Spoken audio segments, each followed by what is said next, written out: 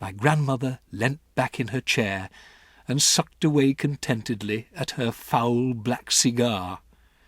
I squatted on the floor, staring up at her, fascinated. She was not smiling. She looked deadly serious.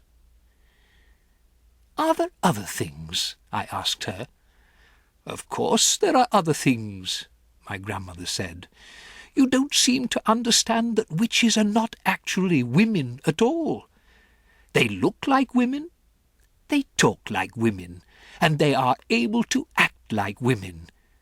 But in actual fact, they are totally different animals. They are demons in human shape. That is why they have claws and bald heads and queer noses and peculiar eyes, all of which they have to conceal as best they can from the rest of the world."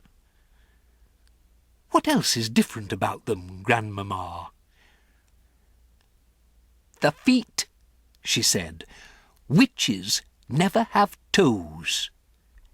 "No toes?" I cried. "Then what do they have?"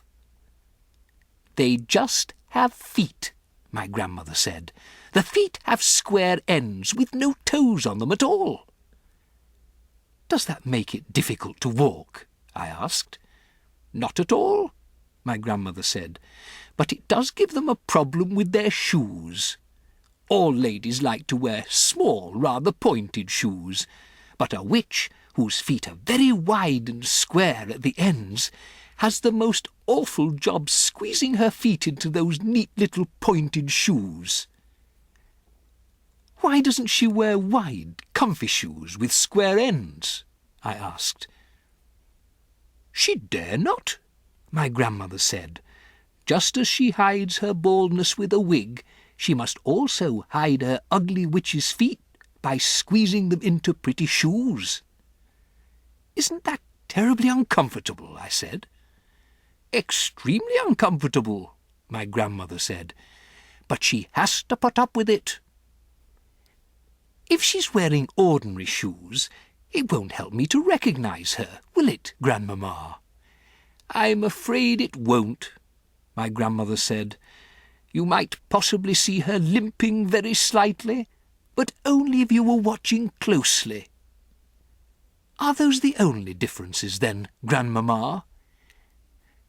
"There's one more," my grandmother said. "Just one more."